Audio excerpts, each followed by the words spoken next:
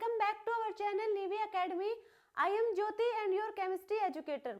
I hope last class आप लोगों ने देख ली होगी जो हमने डिस्कस किया था क्लासिफिकेशन ऑफ एलिमेंट्स, जिसके दो पार्ट थे. एक वीडियो में लॉन्ग वीडियो बन रही थी 2.5 आवर की, देन उसके दो पार्ट बना दिए हमने 1.5 के. ठीक है, तो आप लोगों ने वो दोनों पार्ट देख लिया होगा. उसमें हमने जो एलिमेंट्स हमारे जितने भी नॉन एलिमेंट हैं उन सबको क्लासिफाई किया था. डिफरेंट साइंटिस्ट ने, अलग अलग साइंटिस्ट आए और उन्होंने अलग अलग तरीके से एलिमेंट्स को क्लासिफाई किया. जो उनमें से सबसे इंपॉर्टेंट थी क्लासिफिकेशन, वो थी हमारी मेंडलीव पीरियोडिक टेबल और मॉडर्न पीरियोडिक टेबल. ठीक है, उन सबको हमने डिस्कस कर लिया था. साथ में हमने SPDF ब्लॉक, जो बेसिक चीजें हैं, यानी कि जो मतलब कुछ पॉइंट है SPDF ब्लॉक के, वो भी हमने डिस्कस कर लिए थे. साथ में हमने क्वांटम नंबर, जो हमारे NLMS, ये जो नंबर थे जिन्हें हमने कहा था क्वांटम नंबर, इन सबको भी हमने वहीं पे कवर कर लिया था. आज की क्लास में हम डिस्कस करेंगे हमारे पीरियोडिसिटी को, यानी कि प्रॉपर्टीज ऑफ एलिमेंट्स. देखो, अब हम प्रॉपर्टी देखेंगे. हमने कहा था कि पीरियोडिक टेबल को हम 2 पार्ट्स में डिस्कस करेंगे. एक था हमारा हिस्टोरिकल अप्रोच, सेकंड था हमारा एप्लीकेशन पार्ट. हिस्टोरिकल अप्रोच में थी डेवलपमेंट ऑफ पीरियोडिक टेबल, जो हमने लास्ट दोनों पार्ट में कवर कर ली थी. आज हम देखेंगे इसका एप्लीकेशन पार्ट, यानी कि पीरियोडिसिटी. तो स्टार्ट करते हैं आज की क्लास. सबसे पहला जो टॉपिक होगा आज की क्लास का वो रहेगा हमारा पीरियोडिसिटी. ये पीरियोडिसिटी है क्या? पीरियोडिसिटी होगा the repetition of similar properties after a fix interval of atomic number. देखो, पीरियोडिसिटी हमारी क्या है, ये एक पीरियोडिक टेबल दी थी हमें.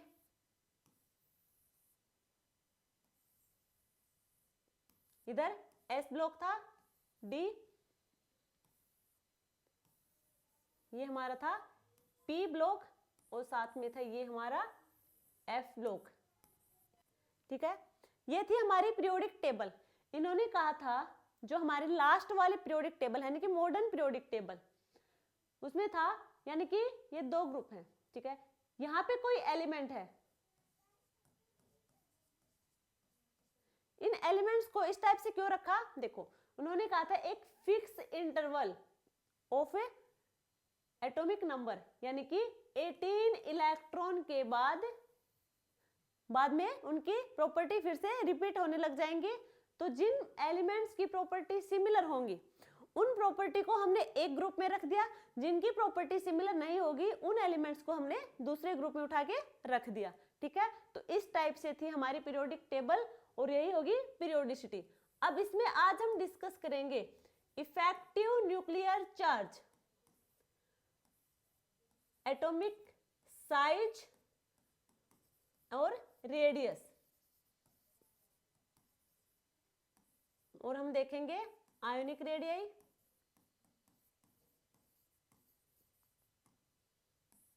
आयनाइजेशन एनर्जी, इलेक्ट्रॉन एफिनिटी और इलेक्ट्रोनेगेटिविटी. यानी कि ये होंगे हमारा एप्लीकेशन पार्ट होगा पीरियोडिक टेबल का, या बात करें हम ये होगी इनकी प्रॉपर्टीज. अब इनको एक एक करके हम सबके बारे में डिस्कस करेंगे.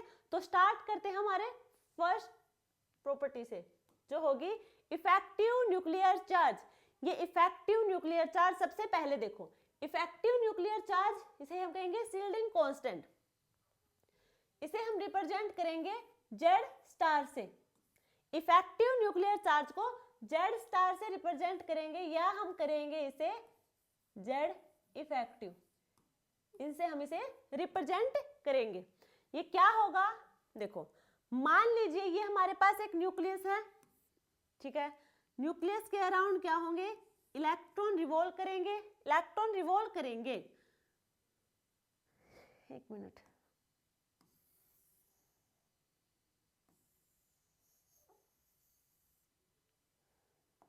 इलेक्ट्रॉन रिवॉल्व करेंगे. अब ये इलेक्ट्रॉन है यहाँ पे, ये कैसे रुका हुआ है? फोर्स.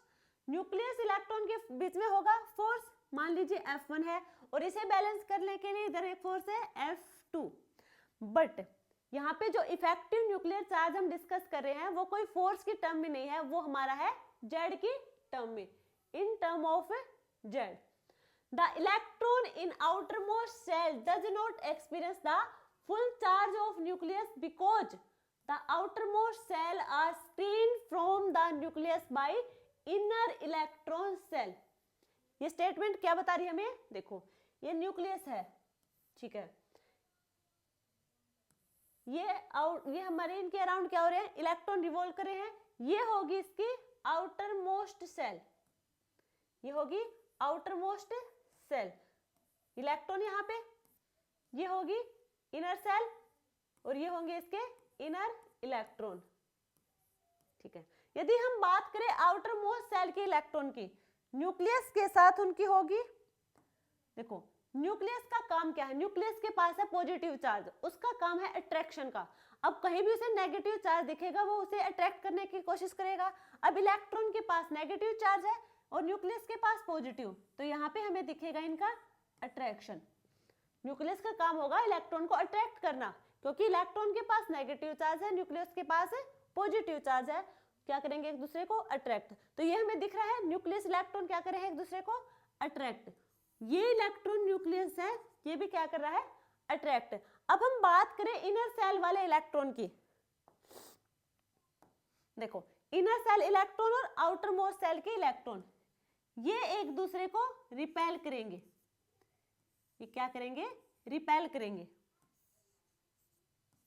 तो ये तो होगा हमारा रिपल्सन और ये था हमारा अट्रैक्शन.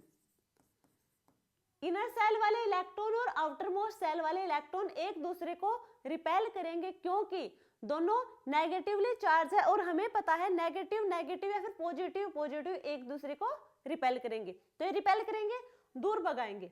इसलिए ये जो इनर सेल वाले इलेक्ट्रॉन है ये यहाँ पे एक शील्ड तैयार कर लेंगे ताकि बाहर वाले इलेक्ट्रॉन न्यूक्लियस के साथ अट्रैक्ट ना कर पाए.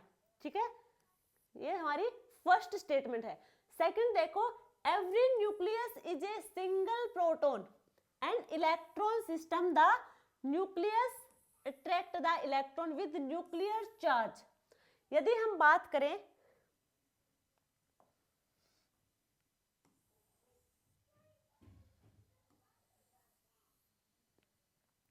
देखो ये न्यूक्लियस है, ठीक है. देखो यदि हम बात करें सिंगल इलेक्ट्रॉनिक सिस्टम की, यानी कि सिर्फ एक इलेक्ट्रॉन हो, एक इलेक्ट्रॉन एक प्रोटॉन. अब ये होगा हमारे पास इलेक्ट्रॉन, ये दोनों एक दूसरे को करेंगे अट्रैक्ट, ये करेंगे एक दूसरे को अट्रैक्ट. यदि हम बात करें मल्टी इलेक्ट्रॉनिक सिस्टम की, मल्टी इलेक्ट्रॉनिक सिस्टम की,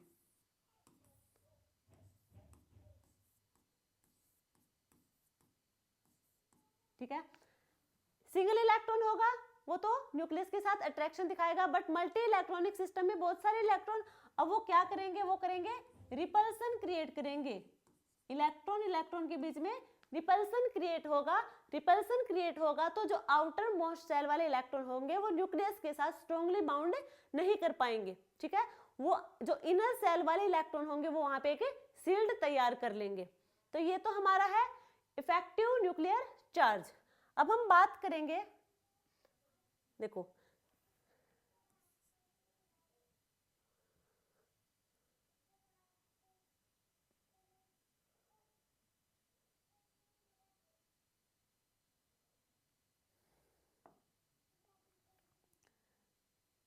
Z effective is equal to Z minus sigma. ये होगा हमारा Z effective is equal to Z minus sigma. अब यहाँ पे बात करें हम, ये जेड इफेक्टिव क्या है, जेड क्या हो रही है, सिग्मा क्या है. चलो इसको हम देखो, सिग्मा को हम नेक्स्ट वीडियो पे, नेक्स्ट स्लाइड पे हम पहले सिग्मा देखेंगे, देन इस फॉर्मूला के बारे में बताएंगे. ये जो स्क्रीनिंग इफेक्ट दिख रहा है, स्क्रीनिंग इफेक्ट होगा हमारा सिग्मा. स्क्रीनिंग इफेक्ट को हम सिग्मा से रिप्रेजेंट करेंगे. ये होगा हमारा inter electronic repulsion in the same और inner shell. It is represented by sigma. कैसे? देखो ये है, यहाँ पे इलेक्ट्रॉन है, अब जो इलेक्ट्रॉन होंगे, इलेक्ट्रॉन इलेक्ट्रॉन के बीच में रिपल्सन होगा, इलेक्ट्रॉन इलेक्ट्रॉन के बीच में ये रिपल्सन होगा। वो रिपल्सन सेम सेल के इलेक्ट्रॉन, यानी कि यहाँ पे ये कोई सेल है और इस पे हमने ये यहाँ पे है इलेक्ट्रॉन, इनके बीच में भी क्या होना स्टार्ट कर देगा। यदि इलेक्ट्रॉन इलेक्ट्रॉन जितना पास होंगे उतना ही रिपल्सन ज्यादा होगा, क्योंकि नेगेटिव नेगेटिव रिपेल करेंगे, क्योंकि नेगेटिव का नेचर ही ऐसा होगा, दो नेगेटिव हो या फिर दो पॉजिटिव सेम चार्ज वाले का नेचर होगा, वो एक दूसरे को रिपेल करेंगे। तो चाहे वो सेम सेल के हो या फिर वो हो डिफरेंट सेल के, वो एक दूसरे को रिपेल करेंगे। तो यहाँ पे जो सिग्मा का नेचर होगा वो होगा हमारा inter electronic repulsion, inter electronic repulsion, और जिसे हमने, ये होगी हमारी स्क्रीनिंग इफेक्ट, जिसे रिप्रेजेंट किया सिग्मा से। देखो अब हमने एक फॉर्मूला देखा था, Z effective is equal to Z minus sigma, ये था। जेड इफेक्टिव होगा हमारा इफेक्टिव न्यूक्लियर चार्ज। बात करें हम जेड की, ये होगा हमारा न्यूक्लियर चार्ज, या फिर इसे हम कहेंगे एटॉमिक नंबर, न्यूक्लियर चार्ज या फिर एटॉमिक नंबर। सिग्मा होगा हमारा स्क्रीनिंग इफेक्ट, स्क्रीनिंग इफेक्ट। अब देखो स्क्रीनिंग इफेक्ट है, ये होगा हमारा रिपल्सन, ये होगा टोटल रिपल्सन, ये होगा टोटल रिपल्सन। बात करें हम इफेक्टिव न्यूक्लियर चार्ज की, ये होगा attraction, total attraction. Nuclear charge होगा हमारा, ये भी होगा अट्रैक्शन, ठीक है। यदि सिग्मा हमारा इंक्रीज करेगा, यदि सिग्मा इंक्रीज करेगा तो जेड इफेक्टिव हमारा डिक्रीज करेगा, दोनों एक दूसरे के इनवर्सली प्रोपोर्शनल होंगे। सिग्मा इंक्रीज देन जेड हमारा डिक्रीज करेगा, क्योंकि सिग्मा की वैल्यू किस में आएगी, नेगेटिव में, और नेगेटिव वैल्यू क्या होगी, जैसे जैसे नेगेटिव वैल्यू इंक्रीज करेंगे तो ये हमारे क्या हो जाएगा, कम हो जाएगा पॉजिटिव वाला, ओवरऑल हमारी ये क्या कर जाएगा, डिक्रीज कर जाएगा। अब देखो जो हमारे आउटर मोस्ट सेल के इलेक्ट्रॉन थे न्यूक्लियस के साथ स्ट्रॉन्गली बाउंड नहीं होंगे, क्योंकि जो हमारे इनर सेल के इलेक्ट्रॉन है उन्होंने एक स्क्रीन, यहाँ पे एक शील्ड तैयार कर ली, क्या करी, एक शील्ड तैयार कर ली। अब इस शील्ड को पेनिट्रेट करके जाना इतना इजी काम नहीं होगा। तो यदि हम बात करें ऑर्डर ऑफ पेनिट्रेशन पावर, यदि हम पेनिट्रेशन पावर की बात करें, यानी कि वो कौन सा ऑर्बिटल होगा जो पेनिट्रेशन पावर जिसकी सबसे ज्यादा होगी, यदि हम बात करें एस ऑर्बिटल की, देखो ये है न्यूक्लियस, ये होगा हमारा न्यूक्लियस। मान लीजिए ये हमारी आउटर मोस्ट सेल है, वहां पे प्रेजेंट हमारे इलेक्ट्रॉन,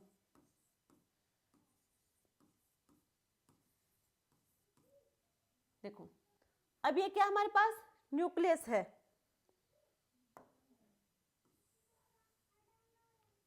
ठीक है। देखो ये एस ऑर्बिटल है, एस ऑर्बिटल की शेप हमें पता है स्फेरिकल शेप होगी और सिमेट्रिकल इन नेचर होगा। यहाँ पे नोडल प्लेन नहीं होगा, नोडल प्लेन 0 होगा, ठीक है। यहाँ पे पूरे एस में, यानी कि पूरे जो स्फेरिकल होगा हमारा, उसमें इलेक्ट्रॉन डेंसिटी होगी, कंप्लीट शेप में क्या होगी, इलेक्ट्रॉन डेंसिटी प्रेजेंट होगी। अब इनके अट्रैक्शन देखेंगे हम, न्यूक्लियस और इलेक्ट्रॉन का अट्रैक्शन। तो जो एस ऑर्बिटल होगा वो इन्हें अट्रैक्ट करने देगा, क्योंकि इसे ये क्या है कि शील्ड है, अब ये किसी को पेनिट्रेट करके नहीं जाने देगा।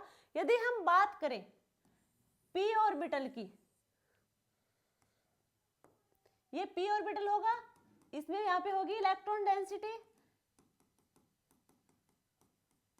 बट यहां देखो ये क्या है, यहाँ पे इलेक्ट्रॉन डेंसिटी 0 होगी, इलेक्ट्रॉन डेंसिटी 0, यानी कि नोडल प्लेन प्रेजेंट होगा, नोडल प्लेन प्रेजेंट होगा,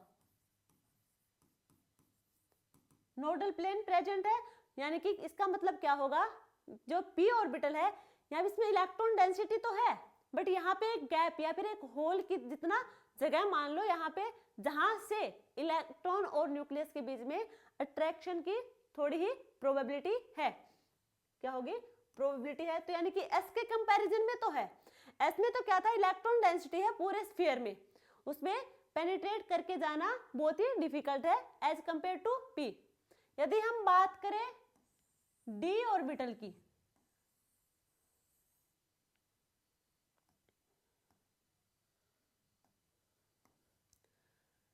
d ऑर्बिटल में ये दो नोडल प्लेन प्रेजेंट है, 1 और 2। यहाँ पे इलेक्ट्रॉन डेंसिटी 0 है, यानी कि यहाँ से इलेक्ट्रॉन और न्यूक्लियस के बीच में जो अट्रैक्शन होगा वो होने की प्रोबेबिलिटी p के कंपैरिजन में ज्यादा है, s और p के कंपैरिजन में ज्यादा है। अब यदि हम बात करें पेनिट्रेशन पावर की, तो किसकी पेनिट्रेशन पावर सबसे ज्यादा होगी, s ऑर्बिटल की, p की, देन d की और f की। ठीक है, penetration power s p d f, ये होगा ऑर्डर पेनिट्रेशन पावर का। तो ये हमने देख लिया कि जो हमारा इफेक्टिव न्यूक्लियर चार्ज है वो क्या है, स्क्रीनिंग इफेक्ट है वो क्या है, ये हमने देख लिया, इसका फॉर्मूला देख लिया। अब हम बताएंगे कि हम पीरियड में जो हमारी पीरियोडिक टेबल है उसमें जो हम लेफ्ट टू राइट जाएंगे या फिर टॉप टू बॉटम जाएंगे, तो कौन सी साइड हमारा जेड इफेक्टिव इंक्रीज या फिर डिक्रीज करेगा। तो ये हमारी पीरियोडिक टेबल है। अच्छा, सबसे पहले कैलकुलेशन देख लेंगे, पहले इसे भी देख लेते हैं जल्दी से। यदि हम कैलकुलेशन देखें सिग्मा की बाय स्लेटर्स रूल, देखो फर्स्ट होगी हमारी, सबसे पहले हमें इलेक्ट्रॉनिक कॉन्फ़िगरेशन का बारे में पता होना चाहिए, जो लास्ट क्लास में डिस्कस किया था। 1s2 2s2 2p6 3s2 3p6 3d10 4s2 4p6, ये होगी हमारी इलेक्ट्रॉनिक कॉन्फ़िगरेशन। अब हमें देखना है यहाँ पे, देखो यदि हम इलेक्ट्रॉन को क्या करें, सील्ड करें, न्यूक्लियस आउटर मोस्ट सेल के इलेक्ट्रॉन को हमने कर दिया सील्ड। तो अब जो इलेक्ट्रॉन को हमने सील्ड किया है, यदि वो इलेक्ट्रॉन, अब पहले हम बात करें हैं s और p ऑर्बिटल की, यदि जो सील्डेड इलेक्ट्रॉन हमारा है वो s और p ऑर्बिटल का है, तो यानी कि हमने यहां से एक इलेक्ट्रॉन को कर दिया सील्ड। अभी भी इसी सेल में यानी कि सेम सेल में और इलेक्ट्रॉन प्रेजेंट है, तो उन इलेक्ट्रॉन की मल्टीप्लाई करवाएंगे हम 0.35 से, यानी कि जिस सेल का इलेक्ट्रॉन हमने सील्ड किया है उसी सेम सेल में और इलेक्ट्रॉन प्रेजेंट हैं, तो उनकी मल्टीप्लाई करवाएंगे 0.35 से। देन हम n-1 की सेल सब सेल होगी उसमें हम मल्टीप्लाई करवाएंगे 0.85 से, और रिमेनिंग जितने भी इलेक्ट्रॉन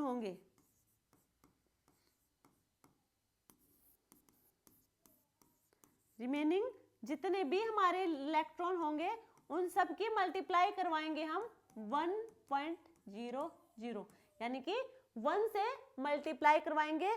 फर्स्ट रूल ये है, यदि फर्स्ट तो हमने इलेक्ट्रॉनिक कॉन्फ़िगरेशन देखी, देन हम देख रहे हैं सिग्मा को कैलकुलेट कैसे करेंगे। यदि हमने इलेक्ट्रॉन को सील्ड किया, जिस सेल के इलेक्ट्रॉन को सील्ड किया, यदि उसी सेम सेल में और इलेक्ट्रॉन प्रेजेंट है तो उनकी मल्टीप्लाई करवाएंगे 0.35 से, और उससे नीचे यानी कि n-1 सब सेल होगी जो, उसके इलेक्ट्रॉन की मल्टीप्लाई करवाएंगे हम 0.85 से, और n-2 सब सेल की मल्टीप्लाई करवाएंगे हम 1 से। 2 3 एनी1 जितने भी हमारे रिमेनिंग इलेक्ट्रॉन होंगे उन सब की मल्टीप्लाई करवाएंगे हम 1 से। नेक्स्ट हमारा होगा, यदि हम बात करें d और f ऑर्बिटल की, d और f ऑर्बिटल की, यदि हमने जिस इलेक्ट्रॉन को सील्ड किया वो हमारा d और f ऑर्बिटल का है, तो हम मल्टीप्लाई करवाएंगे 0.85 से सेम सेल के इलेक्ट्रॉन की मल्टीप्लाई करवाएंगे 0.85 से, और रिमेनिंग जितने भी होंगे हमारे, रिमेनिंग इलेक्ट्रॉन जितने भी होंगे उन सब की मल्टीप्लाई करवाएंगे हम 1 से। सिर्फ ये 3 रूल हैं जो हमें देखने हैं कैलकुलेशन ऑफ सिग्मा में, ठीक है। नेक्स्ट हम देखेंगे, अब ये पीरियोडिक टेबल में हम देखेंगे जो हमारा इफेक्टिव न्यूक्लियर चार्ज होगा वो लेफ्ट टू राइट और टॉप टू बॉटम, उसका जो ट्रेंड रहेगा वो कैसा रहेगा, इंक्रीज करेगा या फिर वो डिक्रीज करेगा। देखो लेफ्ट टू राइट जाएंगे, इधर होंगे हमारे पीरियड्स। यदि हम टॉप टू बॉटम जाएंगे तो इधर होंगे हमारे ग्रुप्स। हमने देखा था हमारी जो मॉडर्न पीरियोडिक टेबल है उसमें 18 ग्रुप्स हैं और 7 पीरियड हैं। यदि हम बात करें left to right, periodic table के लेफ्ट टू राइट जाएंगे तो हमारा जेड इफेक्टिव क्या होगा। लेफ्ट टू राइट जाएंगे, देखो एटॉमिक नंबर हमारा इंक्रीज करेगा, ठीक है, ये तो हमें पता है। 1 2 3 4 5 दिख रहा है, क्या होगा, एटॉमिक नंबर तो यानी कि न्यूक्लियर चार्ज तो इंक्रीज करेगा। अब हम बात करें लेफ्ट टू राइट तो सिग्मा और इफेक्टिव न्यूक्लियर चार्ज दोनों ही हमारे इंक्रीज करेंगे। सिग्मा और इफेक्टिव न्यूक्लियर चार्ज होगा, दोनों इंक्रीज करेंगे, बट यहाँ पे जो डोमिनेट होगा वो होगा जेड इफेक्टिव। जेड इफेक्टिव ज्यादा इंक्रीज करेगा as compare to sigma. Sigma और जेड इफेक्टिव दोनों इंक्रीज करेंगे left to right, but Z star या फिर जेड इफेक्टिव हमारा ज्यादा इंक्रीज करेगा। तो हम बात करें लेफ्ट टू राइट जाएंगे तो जेड इफेक्टिव हमारा इंक्रीज करेगा। यदि हम टॉप टू बॉटम जाएंगे, टॉप टू बॉटम जाएंगे तो जेड इफेक्टिव होगा हमारा, वो होगा ऑलमोस्ट कांस्टेंट होगा, और जो हमारा स्क्रीनिंग इफेक्ट होगा वो इंक्रीज करेगा। यदि सिग्मा हमारा इंक्रीज करेगा तो ओवरऑल हम बात करें तो जेड हमारा यहाँ पे डिक्रीज करेगा, जेड स्टार हमारा टॉप टू बॉटम डिक्रीज करेगा, ठीक है। जेड इफेक्टिव समझ में आया आपको। अब देखो ये तो हमने देख ली जेड इफेक्टिव की। जो हमारा नेक्स्ट होगा, यहाँ पे हमने देखा effective nuclear charge. Effective nuclear charge की हम पीरियोडिक टेबल में बात करें तो लेफ्ट टू राइट इंक्रीज करेगा और टॉप टू बॉटम डिक्रीज करेगा, क्योंकि टॉप टू बॉटम हमारी sigma increase then Z effective हमारा डिक्रीज करेगा। लेफ्ट टू राइट दोनों इंक्रीज करेंगे पर जेड इफेक्टिव हमारा ज्यादा इंक्रीज करेगा। अब हम बात करेंगे हमारे एटॉमिक साइज या फिर एटॉमिक रेडियस की। ये एटॉमिक साइज और रेडियस इसे हम रिप्रेजेंट करेंगे स्मॉल आर से। ये होगा क्या, देखो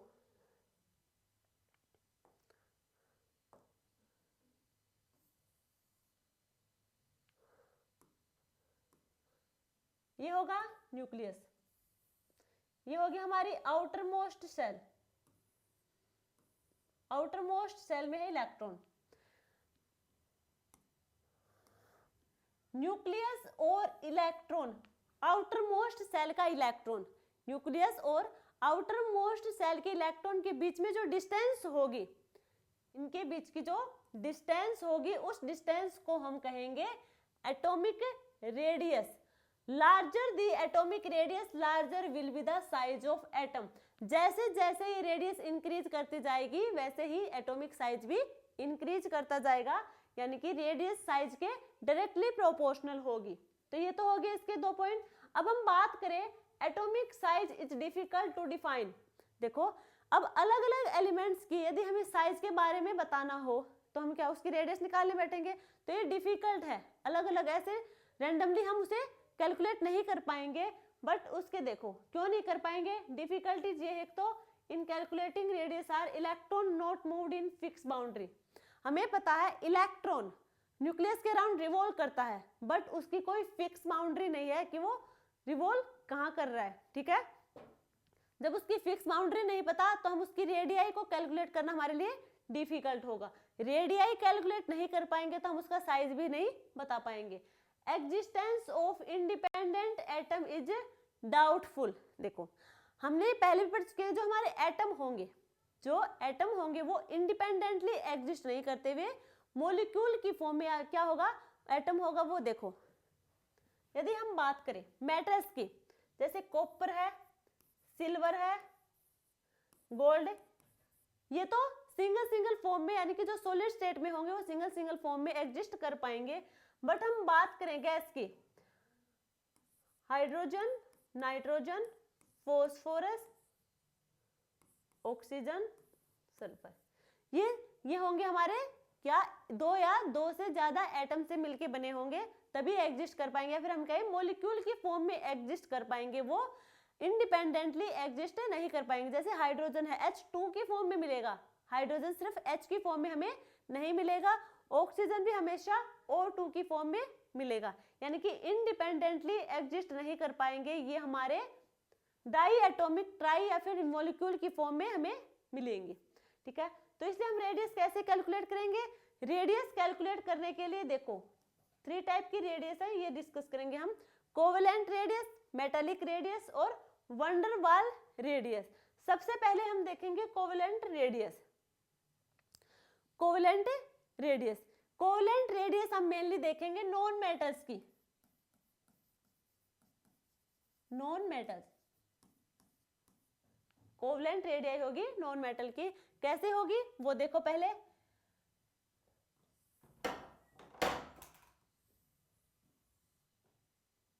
ये देखो, ये हमारे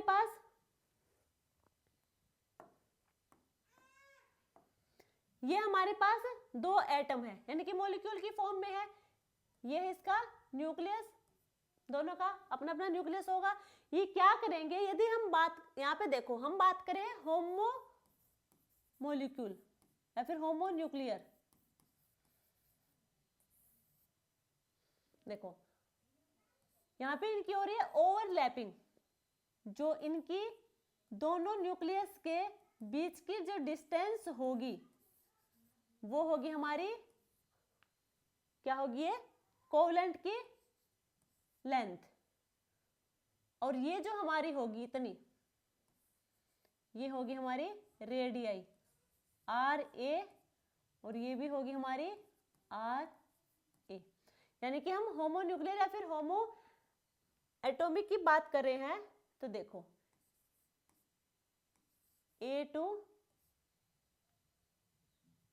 A2 इसकी बात करें हम, तो इसकी हम कोवेलेंट रेडियाई निकालें तो RA plus RA greater than DC।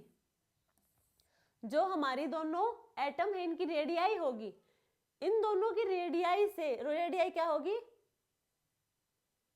अच्छा ये, हाँ, दोनों की रेडियाई क्या होगी, ज्यादा होगी इस डिस्टेंस से।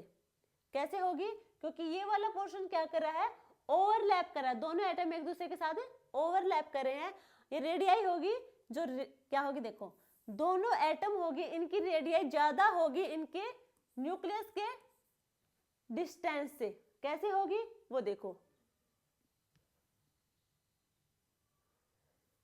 यदि हम इस ओवरलैपिंग की वजह से, यदि हम ये जो ओवरलैपिंग है इसे नेग्लेक्ट कर दें, इसे हम नेग्लेक्ट कर दें तो हमारे पास मिलेगा हमें RA plus RA is equal to DC।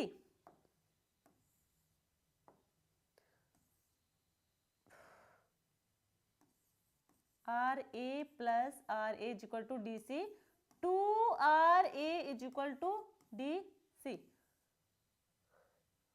RA is equal to DC by 2। ये होगी हमारी रेडियाई, ये होगी एक एटम की रेडियाई DC बाई 2। ये तो है होमो एटॉमिक के लिए, होमो न्यूक्लियर के लिए। यदि हम बात करें हिट्रो न्यूक्लियर के लिए, हिट्रो न्यूक्लियर, अभी तक दोनों एटम क्या थे, सेम क्या थे, A प्लस A। अब हम बात करेंगे A प्लस B की, जिससे हमें मिलेगा AB मॉलिक्यूल, AB मॉलिक्यूल।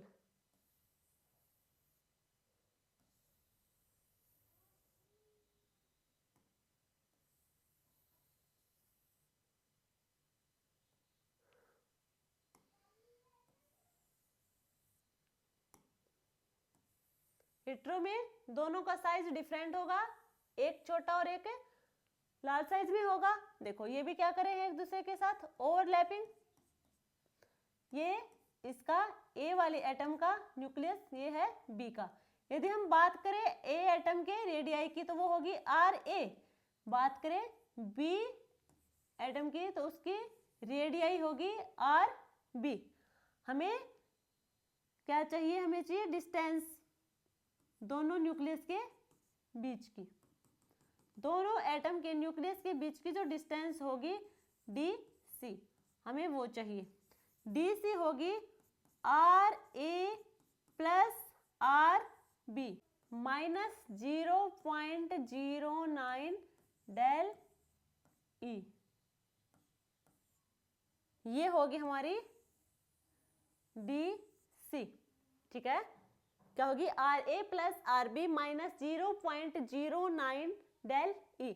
ये जो डेल ई की वैल्यू होगी ये हमें गिवन मिलेगी और हम कैलकुलेट कर लेंगे हमारे D C, heteroatomic molecule की दोनों न्यूक्लियस के बीच की डिस्टेंस, इंटर न्यूक्लियर डिस्टेंस होगी हमारी ये। तो ये हमने होमोन्यूक्लियर के देखा, ये हमने हेटेरो न्यूक्लियर या फिर हेटेरो एटॉमिक मॉलिक्यूल के लिए हमने देखा है। कोवलेंट रेडियाई होगी मेनली नॉन मैटर्स के लिए देखेंगे हम, नॉन मैटर्स होंगे हमारी पी ब्लॉक एलिमेंट्स में। ये हम बाद में डिस्कस करेंगे कि कोवलेंट, मेटालिक और वंडरवाल में सबसे ज्यादा किसकी होगी रेडियाई। सबसे पहले हमने देखा है कोवलेंट रेडियाई क्या है। अब हम डिस्कस करेंगे हमारे मेटालिक रेडियस। मेटालिक रेडियस होगा ये मेनली मेटल्स के बीच में होगी। देखो ये दो मेटल्स हमारे बीच में, जो नॉन मेटल्स थे, जो नॉन मेटल्स थे जैसे कि Cl2F2 हेटेरो, ये है हमारे होमो एटॉमिक की बात करें, इनमें क्या होगी ओवरलैपिंग, ये होंगे डाई एटॉमिक की फॉर्म में। यदि हम बात करें हेटेरो की, HCl HF इनका स्ट्रक्चर होगा इस टाइप से, इनके बीच में भी क्या होगी ओवरलैपिंग। तो ये थी कोवलेंट की जो नॉन मेटल्स के बीच में था। अब हम बात करें मेटल की, मेटल के बीच की, ये होगा एक मेटल का न्यूक्लियस, ये होगा दूसरे का।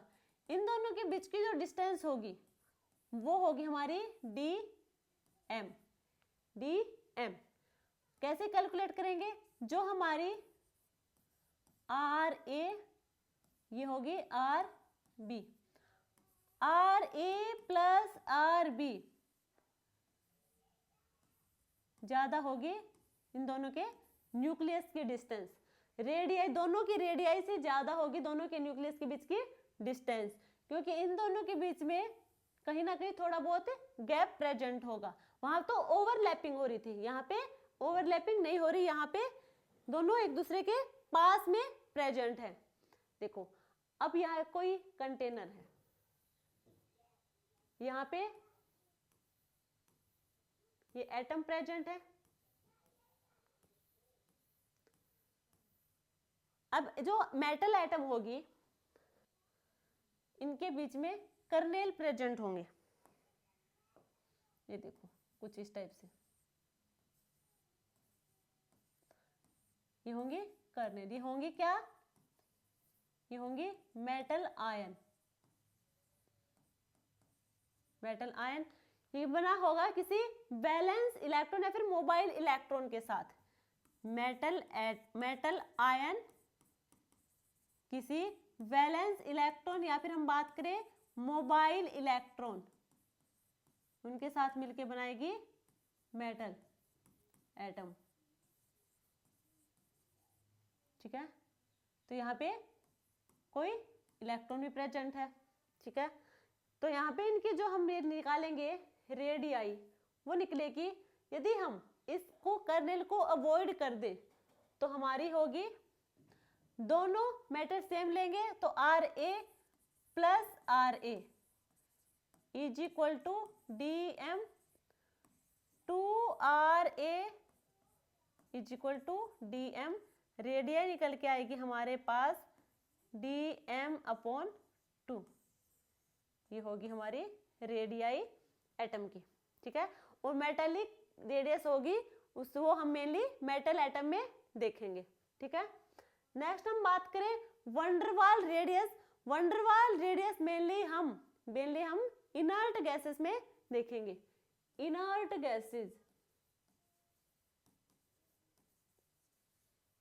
गैसेस यानी कि helium, neon, argon,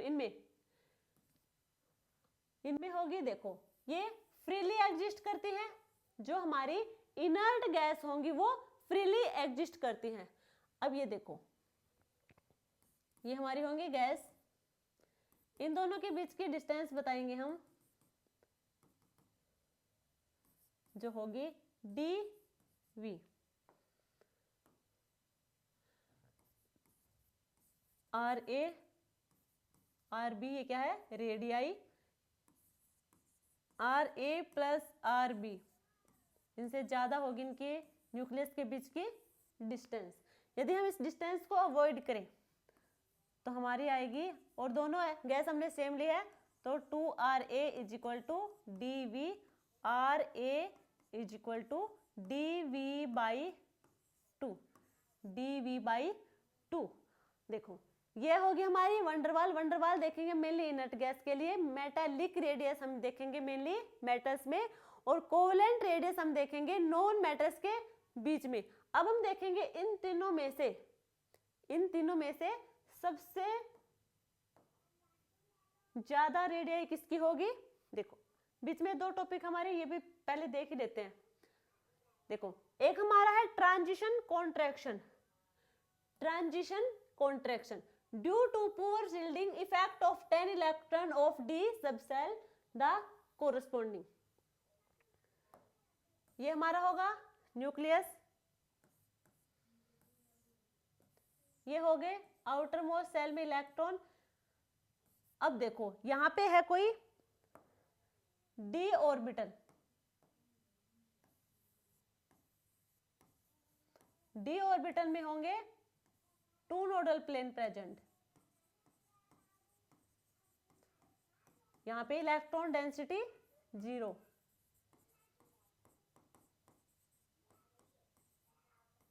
electron density 0 होगी।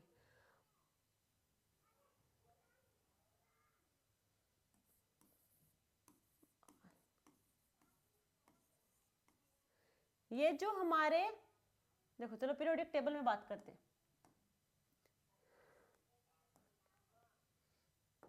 देखो ये देखो जो एल्यूमिनियम और गैलियम है, इसे देखो यहाँ पे जो हमारे पहले क्या था, यदि हम बात करें फर्स्ट पीरियड की, तो वहां पे हाइड्रोजन के बाद हीलियम क्या हो रहा था, यहाँ पे सिर्फ s ऑर्बिटल थे। अब हम बात करें सेकंड पीरियड की, s के बाद p ऑर्बिटल है यहाँ पे। उसके नेक्स्ट हम बात करें, वहां भी s और p ऑर्बिटल है। देन हम फोर्थ पीरियड में जाएंगे तो क्या होगा, s ऑर्बिटल के बाद यहाँ पे d ऑर्बिटल भी प्रेजेंट होंगे। देन हम p ऑर्बिटल में जाएंगे, क्या होगा, देखो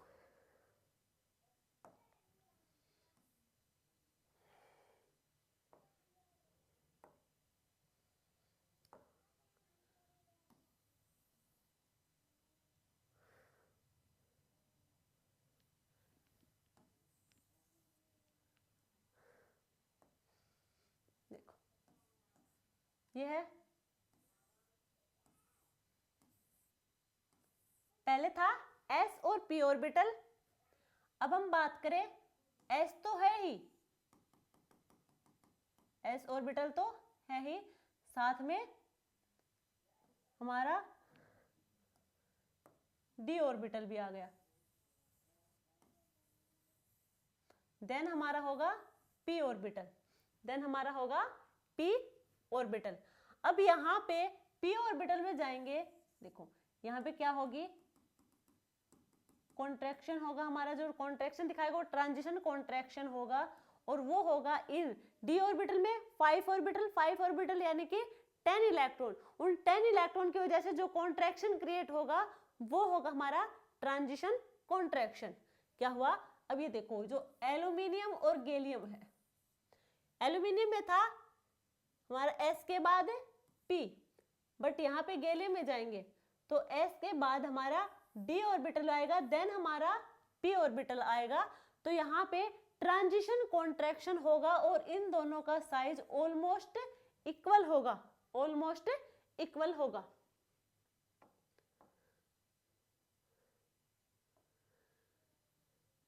क्योंकि जो गैलियम होगा उसका Z यानी कि इफेक्टिव न्यूक्लियर चार्ज एकदम से होगा इंक्रीज।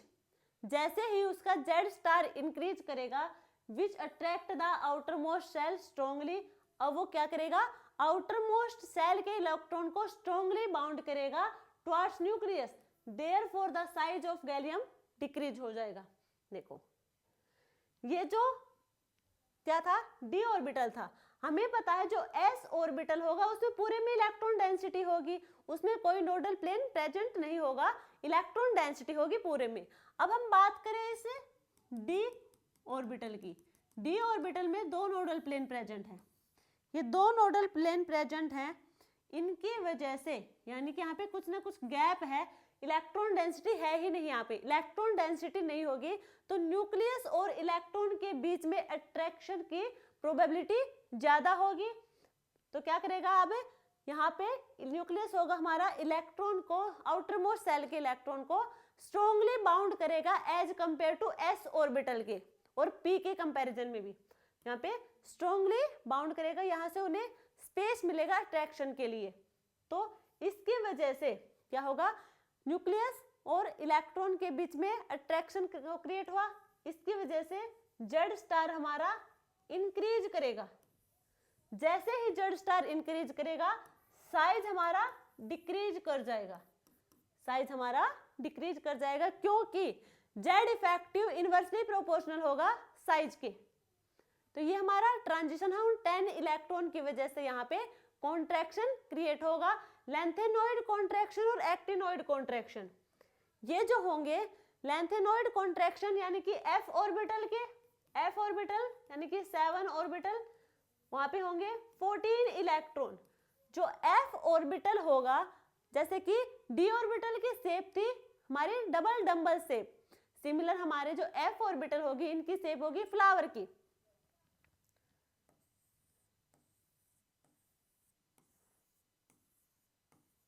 इस टाइप की, इनके बीच में होगा ये नोडल प्लेन प्रेजेंट होगा, इसे तो और ज्यादा स्पेस मिल रहा है, यानी कि न्यूक्लियस और आउटर मोस्ट सेल के इलेक्ट्रॉन को अट्रैक्ट करने के लिए और ज्यादा स्पेस मिल रहा है f ऑर्बिटल में, तो यहाँ पे और ज्यादा कॉन्ट्रैक्शन होगा।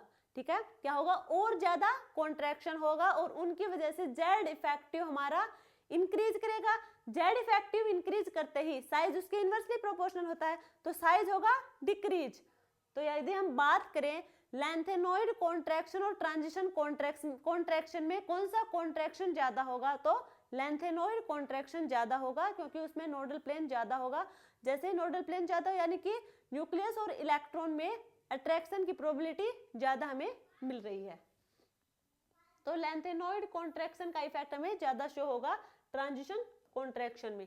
एक्टिनॉइड कॉन्ट्रैक्शन भी यही होगा, बट ट्रांजिशन कॉन्ट्रैक्शन जो होगा, ट्रांजिशन होगा हमारा यहाँ पे यानी कि 6th पीरियड में और ये होगा 7th पीरियड में। ठीक है, दोनों में f ऑर्बिटल, दोनों में 14 इलेक्ट्रॉन होंगे। तो ये तो हमारे जो थे ट्रांजिशन कॉन्ट्रैक्शन और लेंथेनॉइड कॉन्ट्रैक्शन।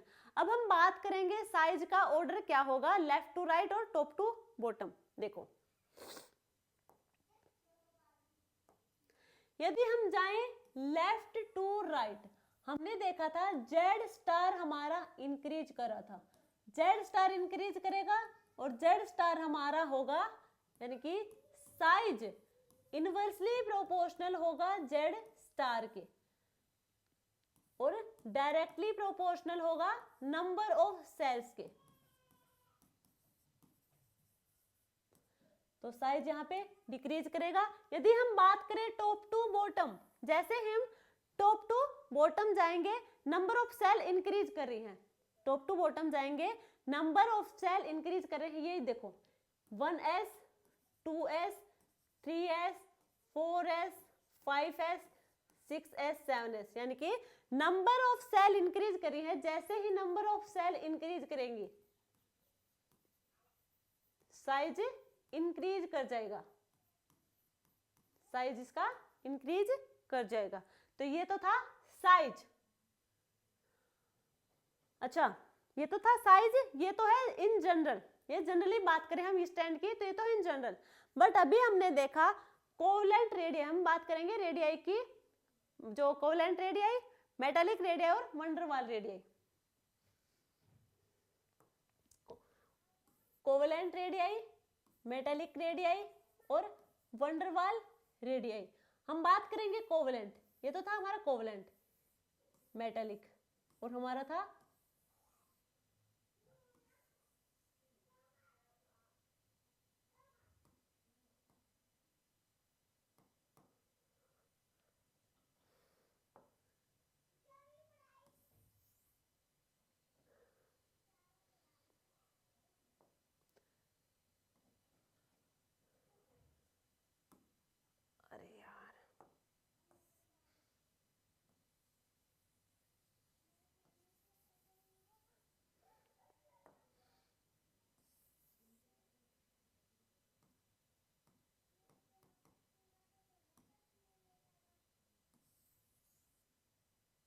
ये होगी हमारी वंडरवाल रेडियाई।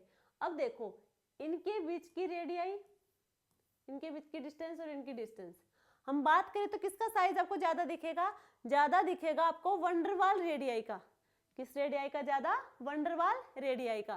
तो यदि हम इस पीरियोडिक टेबल में बात करें तो वंडरवाल रेडियाई की साइज सबसे ज्यादा होगी, देन हमारी होगी जो मेटलिक रेडियाई होंगी उनकी, देन हमारे नॉन मेटल की।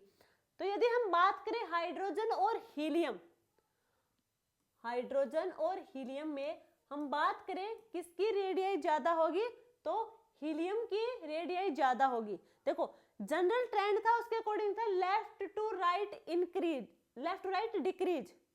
जनरल ट्रेंड की बात करें तो लेफ्ट टू राइट साइज हमारा डिक्रीज कर रहा था, तो उसका मतलब तो हीलियम का साइज हमारा डिक्रीज होना था, बट यहाँ पे है इंक्रीज, क्योंकि हीलियम हमारी होगी इनर्ट गैसेज और इनर्ट गैसेज की रेडियाई ज्यादा होगी मेटालिक या फिर नॉन मेटालिक रेडियाई से। तो हीलियम की एटॉमिक रेडियाई ज्यादा होगी एज कंपेयर टू हाइड्रोजन। ठीक है, नेक्स्ट बात करें हम आयोनिक रेडियस की। अभी तो हमने एटॉमिक रेडियस देखी थी, अब हम डिस्कस करेंगे आयोनिक रेडियस की। Ionic radii correspond to radii of ions in ionic crystal. If ions are regarded as spheres, the internuclear distance may be taken equal to the sum of radii of cation and radii of anion। देखो ये कोई crystal structure है NaCl का, NaCl हमारा crystal form में है। हम देखें ये किस में डिसोशिएट होगा? आयंस में, Na पॉजिटिव Cl नेगेटिव में, Na पॉजिटिव और Cl नेगेटिव में। जो अब इन दोनों की इंटरन्यूक्लियर डिस्टेंस होगी उसे हम कहेंगे एटॉमिक रेडियाई। किसकी? देखो इसकी जो आयंस के फॉर्म में आएंगे। अब इनकी रेडियाई के बारे में बताना हमें, अभी तो हम बता रहे थे न्यूट्रल एटम की, और ये होगी आयोनिक की, आयंस की। कैसे? देखो यदि हम बात करें Na पॉजिटिव Na नेगेटिव, यदि हम इसमें बात करें किसकी आयोनिक रेडियाई सबसे ज्यादा होगी, तो आयोनिक रेडियाई चेक करने के लिए हमें करना होगा, हम देखेंगे number of electrons, number of electrons. यदि नंबर ऑफ इलेक्ट्रॉन्स इंक्रीज करेंगे, नंबर ऑफ इलेक्ट्रॉन्स इंक्रीज करेंगे तो आयोनिक रेडियाई इंक्रीज करेगी, आयोनिक रेडियाई इंक्रीज करेगी। यदि आइसो इलेक्ट्रॉनिक है, यदि कोई आइसो इलेक्ट्रॉनिक स्पीसीज है, आइसो इलेक्ट्रॉनिक स्पीसीज यानी कि नंबर ऑफ इलेक्ट्रॉन वहां पे सेम है, देन हम चेक करेंगे नंबर ऑफ प्रोटॉन्स। यदि नंबर ऑफ प्रोटॉन्स इंक्रीज करेंगे तो आयोनिक रेडियाई डिक्रीज करेगा।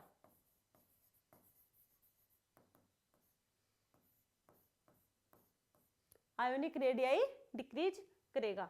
देखो एग्जांपल से देखते हैं। देखो सबसे पहले हम देखेंगे इसमें सोडियम वाले में। सोडियम में हम देखेंगे नंबर ऑफ इलेक्ट्रॉन। यहाँ पे नंबर ऑफ इलेक्ट्रॉन होंगे 11, यहाँ पे नंबर ऑफ इलेक्ट्रॉन होंगे 11 माइनस 1 यानी कि 10। यहाँ पे हम बात करेंगे 11 प्लस 1 यानी कि 12। नंबर ऑफ इलेक्ट्रॉन सबसे ज्यादा होंगे सोडियम नेगेटिव में और देन सबसे कम होंगे सोडियम पॉजिटिव में। तो हम बात करेंगे इसके आयोनिक रेडियाई के ऑर्डर की। आयोनिक रेडियाई होगा हमारा Na+ का सबसे ज्यादा, देन सोडियम प्लस आयन का। ये होगा इसका आयोनिक रेडियाई का ऑर्डर। ये तो हमने देखा जब नंबर ऑफ इलेक्ट्रॉन डिफरेंट हो, यदि आइसो इलेक्ट्रॉनिक स्पीशीज आ जाए। Isoelectronic species like O2 negative, fluorine negative, argon, sodium positive, beryllium 2 positive. यदि ये हमारे पास स्पीशीज है, हमसे पूछ ले कि इनमें से आयोनिक रेडियाई किसकी ज्यादा होगी या फिर इनका ऑर्डर आयोनिक रेडियाई का क्या रहेगा, तो हम यहाँ पे सबसे पहले चेक करेंगे number of electron. Number of electrons, number of electrons check करेंगे तो हमारा ऑक्सीजन में होंगे 8 + 2 10, फ्लोरीन में 9 + 1 10, आर्गन में 10, सोडियम में 11 - 1 10, 12 - 2 10। तो यहाँ पे हमें नंबर ऑफ इलेक्ट्रॉन सेम यानी कि सारे स्पीशीज आइसो इलेक्ट्रॉनिक होंगी। अब हम कैसे निकालेंगे आयोनिक रेडियाई, क्योंकि इलेक्ट्रॉन तो सब में सेम है, क्योंकि इससे पहले हम निकाले थे कि नंबर ऑफ इलेक्ट्रॉन जिसमें ज्यादा उसकी आयोनिक रेडियाई भी ज्यादा। अब हम देखेंगे इसके number of proton. Number of protons, number of protons होंगे हमारे एटॉमिक नंबर के इक्वल। ऑक्सीजन में 8, फ्लोरीन में 9, आर्गन में 10, सोडियम 11, बेरिलियम 12। हमने कहा था number of protons increase then ionic radii decrease, यानी कि इनवर्सली प्रोपोर्शनल। अब नंबर ऑफ प्रोटॉन इसमें सबसे ज्यादा है, यानी कि बेरिलियम 2+ की आयोनिक रेडियाई सबसे कम होगी। इनके ऑर्डर की बात करें तो ये होगा हमारा ऑर्डर आयोनिक रेडियाई का। ठीक है, समझ आया आयोनिक रेडियाई क्या है। नेक्स्ट टॉपिक, नेक्स्ट हमारा होगा आयनाइजेशन एनर्जी। इससे पहले हमने जेड इफेक्टिव यानी कि इफेक्टिव न्यूक्लियर चार्ज देखा, एटॉमिक रेडियाई, एटॉमिक साइज के बारे में डिस्कस किया। अब हमें आयोनिक रेडियस भी देख लिया। अब हम डिस्कस करेंगे आयनाइजेशन एनर्जी। ये आयनाइजेशन एनर्जी क्या होगी, सबसे पहले इसकी डेफिनेशन देखेंगे। The amount of energy required, ये पॉइंट याद कर रखना, यदि डेफिनेशन आ जाए तो एनर्जी की रिक्वायर्ड होगी, यहाँ पे एनर्जी रिलीज नहीं होगी। Most loosely bound electron from an isolated gases atom. देखो ये हमारा न्यूक्लियस, ये होगा आउटर मोस्ट सेल का इलेक्ट्रॉन। यदि हमें इस आउटर मोस्ट सेल के इलेक्ट्रॉन को निकालना हो, यानी कि देखो सबसे लूजली बाउंड इलेक्ट्रॉन कौन सा होगा, जो न्यूक्लियस से जितना दूर होगा वो ही सबसे ज्यादा लूजली बाउंड होगा, यानी कि आउटर मोस्ट सेल का जो इलेक्ट्रॉन होगा वो लूजली बाउंड होगा। उस इलेक्ट्रॉन को रिमूव करने के लिए हमें कितनी एनर्जी की रिक्वायर्ड होगी, रिमूव करने के लिए कितनी एनर्जी की रिक्वायर्ड होगी, उस एनर्जी को हम कहेंगे आयनाइजेशन एनर्जी। ये सक्सेसिव आयनाइजेशन एनर्जी क्या होगी, देखो the atom may not loss only 1 electron, केवल एक इलेक्ट्रॉन को ही लॉस नहीं करेंगे, वो एक से ज्यादा इलेक्ट्रॉन को भी लॉस कर सकते हैं। अब देखो कैसे, यदि हम बात करें ऑक्सीजन, ऑक्सीजन ने अपना एक इलेक्ट्रॉन को लॉस किया तो क्या मिलेगा हमें, O- इलेक्ट्रॉन। ठीक है, बात करें हम O-, इसने फर्दर एनर्जी को यानी कि एक इलेक्ट्रॉन को लूज किया तो हमें मिलेगा 2-। हम बात कर रहे हैं इलेक्ट्रॉन लूज की, इलेक्ट्रॉन गेन की नहीं, सॉरी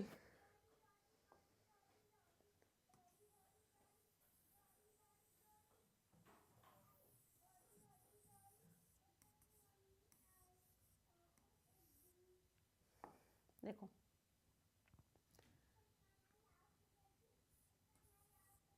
जैसे कि बेरिलियम है, बेरिलियम ने एक इलेक्ट्रॉन को लूज किया, plus electron, further electron loss करेगा ये, तो ये होगा बेरिलियम 2 प्लस इलेक्ट्रॉन, यानी कि एक इलेक्ट्रॉन को रिमूव करने के लिए कितनी एनर्जी की रिक्वायर्ड होगी, वो तो होगी हमारी आयनाइजेशन एनर्जी। बट ये जरूरी नहीं है कि सिर्फ एक इलेक्ट्रॉन को लूज करे एटम, वो एक से ज्यादा इलेक्ट्रॉन को भी लूज कर सकता है, यानी कि रिमूव कर सकता है। ये देखो बेरिलियम ने एक इलेक्ट्रॉन को रिमूव किया, ठीक है, हमें मिला बेरिलियम प्लस, फर्दर से एक इलेक्ट्रॉन को रिमूव करेगा, ये होगा +2। अब उन्होंने जब फर्स्ट इलेक्ट्रॉन को रिमूव किया, वहां भी तो एनर्जी लगेगी, जो वो एनर्जी होगी वो होगी हमारी आयनाइजेशन एनर्जी, और यहाँ पे भी आयनाइजेशन एनर्जी, यहाँ पे होगी आयनाइजेशन एनर्जी फर्स्ट और ये होगी आयनाइजेशन एनर्जी सेकंड।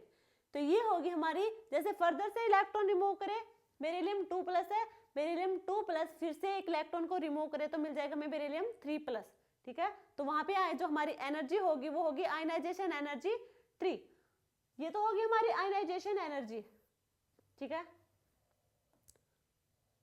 देखो अब इसके फैक्टर की बात करें हम, इनके आयनाइजेशन एनर्जी के फैक्टर्स की बात करें हम, आयनाइजेशन एनर्जी होगी वो डायरेक्टली प्रोपोर्शनल होगी जेड इफेक्टिव, यानी कि इफेक्टिव न्यूक्लियर चार्ज के डायरेक्टली प्रोपोर्शनल होगी आयनाइजेशन एनर्जी। सेकंड पॉइंट होगा हमारा आयनाइजेशन एनर्जी एस कैरेक्टर के डायरेक्टली प्रोपोर्शनल होगी, एस कैरेक्टर के डायरेक्टली प्रोपोर्शनल, यानी कि एस पी की सबसे ज्यादा आयनाइजेशन एनर्जी होगी एज कंपेयर टू sp2 और sp3, ठीक है। बात करें हम आयनाइजेशन एनर्जी साइज के इनवर्सली प्रोपोर्शनल होगा, साइज के इनवर्सली प्रोपोर्शनल होगी। नेक्स्ट आयनाइजेशन हमारी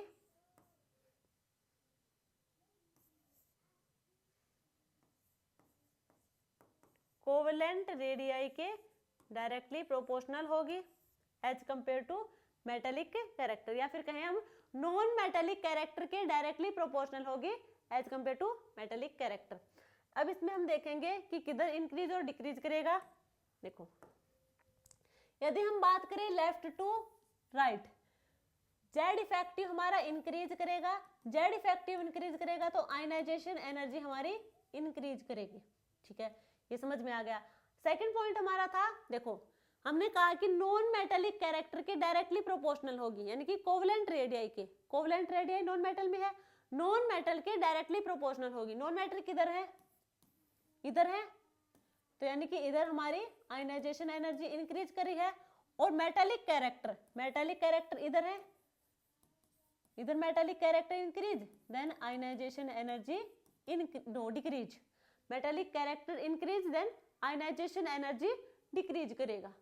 देखो left to right ionisation energy increase कर रहा है, ये तो हमने देख लिया एस और पी में। अब हम बात करें डी ऑर्बिटल की। देखो साइज हमारा लेफ्ट टू राइट साइज था डिक्रीज, साइज हमारा डिक्रीज, बट यदि हम बात करें डी ऑर्बिटल की तो साइज हमारा यहां तक मैग्नीज तक तो होगा हमारा size decrease, then iron cobalt और निकल, आयरन कोबाल्ट और निकल इनमें साइज होगा ऑलमोस्ट कांस्टेंट, देन साइज होगा यहाँ पे इंक्रीज। तो इसके अकॉर्डिंग हम बात करें आयनाइजेशन एनर्जी की, आयनाइजेशन एनर्जी हमारी इंक्रीज करेगी, आयनाइजेशन एनर्जी हमारी इंक्रीज करेगी। यदि हम बात करें टॉप टू बॉटम की, number of shell increase, number of shell increase यानी कि साइज इंक्रीज, साइज इंक्रीज यानी कि आयनाइजेशन एनर्जी डिक्रीज, ठीक है, इतना समझ में आया। अब एक और बात देखो, एक और पॉइंट क्या है, ये है, ये देखो इधर नाइट्रोजन, नाइट्रोजन की इलेक्ट्रॉनिक कॉन्फ़िगरेशन लिखो 2s2 2p3, यानी कि आयनाइजेशन एनर्जी हमारी लेफ्ट टू राइट क्या करी थी, इंक्रीज कर रही थी। और ऑक्सीजन की इलेक्ट्रॉनिक कॉन्फ़िगरेशन होगी 2s2 2p4। यदि हम बात करें देखो इसके अकॉर्डिंग इस ट्रेंड के जनरली हम बात करें तो ऑक्सीजन की आयनाइजेशन एनर्जी ज्यादा होनी चाहिए नाइट्रोजन से, बट एक्चुअल में क्या होगा, नाइट्रोजन की ज्यादा होगी ऑक्सीजन से। इसके पीछे रीजन ये है, नाइट्रोजन देखो, नाइट्रोजन के p ऑर्बिटल में 3 इलेक्ट्रॉन है, यानी कि हाफ फील्ड ऑर्बिटल है। हाफ फील्ड ऑर्बिटल यानी कि स्टेबल है, और यहाँ पे ऑक्सीजन में है p4 यानी कि वो ना हाफ फील्ड है ना फुली फील्ड है। तो क्या होगा, हाफ फील्ड इलेक्ट्रॉन जो हाफ फील्ड ऑर्बिटल है उससे इलेक्ट्रॉन को निकालना ज्यादा डिफिकल्ट होगा, तो यह क्या होगा, एनर्जी ज्यादा लगेगी, यानी कि ये हाफ फील्ड है, स्टेबल ज्यादा है। स्टेबल वाले ऑर्बिटल से हम इलेक्ट्रॉन को निकालेंगे तो वहां पे ज्यादा एनर्जी की रिक्वायरमेंट होगी। तो नाइट्रोजन में हमें आयनाइजेशन एनर्जी ज्यादा लगेगी एज कंपेयर टू ऑक्सीजन। तो नाइट्रोजन की आयनाइजेशन एनर्जी ज्यादा होगी ऑक्सीजन से, ठीक है। ये होगा हाफ फील्ड। तो ये जहां भी देखेंगे वहां पे देख लेना, देखो ये तो सही है, इधर जा रहे हैं, आयनाइजेशन इंक्रीज हो रही है, हमारी आयनाइजेशन एनर्जी इंक्रीज हो रही है। लास्ट में हमारे क्या है, ये इनर्ट गैसेज हैं। इनर्ट गैसेज फुली फील्ड होंगे तो उनकी आयनाइजेशन एनर्जी सबसे ज्यादा होगी। इधर हम बात करें बेरिलियम की, बेरिलियम भी क्या होगा, फुल्ली फील्ड होगा ऑर्बिटल। जहां पे फुली फील्ड होगा यानी कि मोर स्टेबल, यानी कि वहां पे आयनाइजेशन एनर्जी भी ज्यादा होगी। क्योंकि देखो यदि हम बात करें बेरिलियम और बोरोन की, बेरिलियम और बोरोन, बेरिलियम होगी हमारी मेटालिक कैरेक्टर का, बोरोन होगा हमारा नॉन मेटालिक के कैरेक्टर, ठीक है। होना क्या था, नॉन मेटालिक कैरेक्टर के डायरेक्टली प्रोपोर्शनल थी आयनाइजेशन एनर्जी, तो इसका आयनाइजेशन एनर्जी का ऑर्डर ये होना चाहिए था। बट जो आयनाइजेशन एनर्जी हमारी है 2s2 1s2 2s2 और ये होगा हमारा 2s2 2p1। यहाँ तो p में 1 है और यहाँ पे s में 2। s में कितना होगा, एक ऑर्बिटल यानी कि 2 इलेक्ट्रॉन यानी कि फुली फील्ड ऑर्बिटल, यानी कि सबसे ज्यादा इन दोनों में से ज्यादा स्टेबल होगा। ज्यादा स्टेबल होने की वजह से यहाँ से इलेक्ट्रॉन रिमूव करेंगे हम, जो आउटर मोस्ट सेल होगी वहां से इलेक्ट्रॉन रिमूव करेंगे तो हमें ज्यादा एनर्जी की रिक्वायर्ड होगी इसके कंपैरिजन में। तो एक्चुअल में जो हमारा आयनाइजेशन एनर्जी का ऑर्डर होगा वो होगा इस टाइप से, ठीक है। तो कुछ एक्सेप्शन केस है वो भी ध्यान रखना। ये हमारी आयनाइजेशन एनर्जी हो गई थी। अब हम डिस्कस करेंगे, अच्छा यही देख लो, ऑक्सीजन और नाइट्रोजन, इनकी हमें आयनाइजेशन एनर्जी निकालनी है। फर्स्ट और सेकंड आयनाइजेशन एनर्जी देखेंगे। फर्स्ट में देखेंगे हम तो यहाँ पे ऑक्सीजन की होगी 2s2 2p4 2s2 2p3, यानी कि इससे हम इलेक्ट्रॉन निकालेंगे, ऑक्सीजन से इलेक्ट्रॉन रिमूव करेंगे और एक नाइट्रोजन से। नाइट्रोजन हमारा हाफ फील्ड है, तो जो फर्स्ट आयनाइजेशन एनर्जी होगी वो नाइट्रोजन की ज्यादा होगी ऑक्सीजन से। ये तो हमारा होगा फर्स्ट आयनाइजेशन एनर्जी में ऑर्डर। यदि हम बात करें इसके सेकंड आयनाइजेशन एनर्जी की, अब एक एक इलेक्ट्रॉन दोनों से बाहर, इसका होगा अब 2s2 2p3, एक इलेक्ट्रॉन को हमने रिमूव कर दिया, यहां से भी एक इलेक्ट्रॉन निकाल लिया, तो हमारे पास होगा 2s2 2p2। अब सेकंड आयनाइजेशन एनर्जी की बात करें इन दोनों में से तो किसकी ज्यादा होगी, सेकंड होगी हमारी ऑक्सीजन की ज्यादा। ऑक्सीजन की ज्यादा इसलिए होगी क्योंकि अब ऑक्सीजन हमारा हाफ फील्ड ऑर्बिटल है, नाइट्रोजन में हमारा हाफ फील्ड ऑर्बिटल अब नहीं है, तो ऑक्सीजन की सेकंड आयनाइजेशन एनर्जी होगी नाइट्रोजन के कंपैरिजन में, ठीक है। ये तो था आयनाइजेशन एनर्जी। अब इनकी देखेंगे स्टेबिलिटी। देखो यदि ionization energy first minus ionization energy second वो ग्रेटर देन और इक्वल टू 16 इलेक्ट्रॉन वोल्ट है, तो जो हमारी लोअर ऑक्सीडेशन स्टेट होगी या फिर +1 ऑक्सीडेशन स्टेट होगी वो ज्यादा स्टेबल होगी। यानी कि 16 इलेक्ट्रॉन वोल्ट से ज्यादा है या फिर इसके इक्वल है इन दोनों आयनाइजेशन एनर्जी का difference, then lower oxidation state हमारी स्टेबल होगी। यदि 11.2 इलेक्ट्रॉन वोल्ट की कम, इससे कम या फिर इसके इक्वल है इन दोनों का डिफरेंस, देन होगी हमारी हायर ऑक्सीडेशन स्टेट स्टेबल। यदि हम बात करें 11 से ज्यादा और 16 से कम होगी, इन दोनों का डिफरेंस 11 से ज्यादा और 16 से कम, इन दोनों के बीच में होगी यदि दोनों आयनाइजेशन एनर्जी का डिफरेंस, वहां पे होगी वेरिएबल ऑक्सीडेशन स्टेट स्टेबल।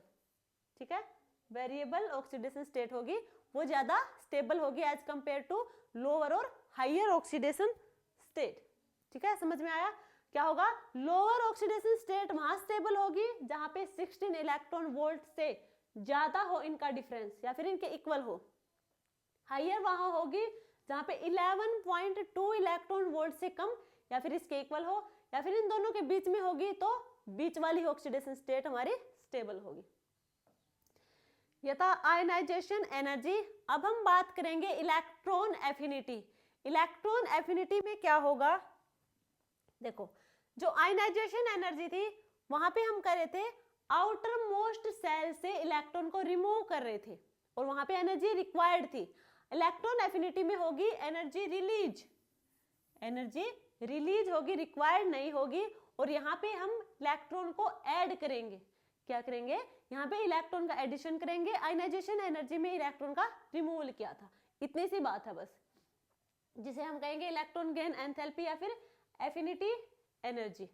कैसे, ये कोई एलिमेंट है हमारे पास X गैसेस में, मान लीजिए इसमें हमने एक इलेक्ट्रॉन को ऐड कर दिया तो हमारे पास मिलेगा X नेगेटिव, साथ में एनर्जी रिलीज होगी। ठीक है, एनर्जी होगी रिलीज।